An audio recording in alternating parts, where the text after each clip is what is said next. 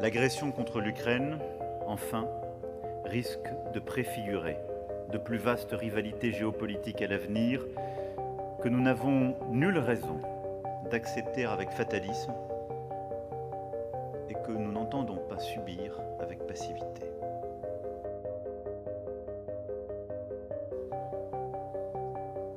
Cette guerre clarifie aussi l'état du monde dans lequel nous sommes.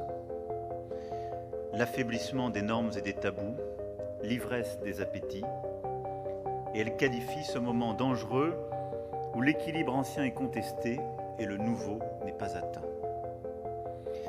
Cette accélération tragique rendait indispensable que nous révisions, actualisions notre réflexion. Certains des défis d'aujourd'hui seront durablement avec nous. Et en particulier, quand la paix reviendra en Ukraine, il nous faudra là aussi en tirer toutes les conséquences, c'est-à-dire bâtir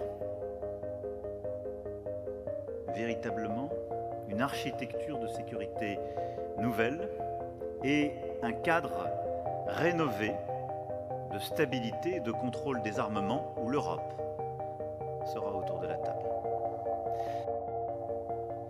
Alors, quelle est la vision que porte cette revue nationale stratégique? C'est celle d'une puissance indépendante, respectée, agile. D'une puissance au cœur de l'autonomie stratégique européenne, avec un fort ancrage atlantique, mais aux avant-postes et au pivot du monde. D'une puissance d'équilibre qui assume ses responsabilités et contribue en partenaire fiable et solidaire à la préservation du multilatéralisme et du droit international. De même, nos interventions doivent être mieux bornées dans le temps, et ce dès le début. Nous n'avons en effet pas vocation à rester engagés sans limite de temps dans des opérations extérieures. C'est aussi pour cette raison que j'ai décidé, en concertation avec nos partenaires, d'officialiser aujourd'hui la fin de l'opération Barkhane.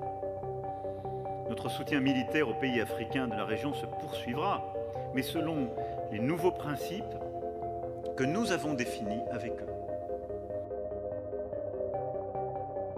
Une France unie, forte, autonome dans ses appréciations et souveraine dans ses décisions, robuste et crédible, respectée pour son statut d'État doté de l'arme nucléaire, moteur de l'autonomie stratégique européenne, allié exemplaire dans l'espace euro-atlantique, partenaire fiable et crédible.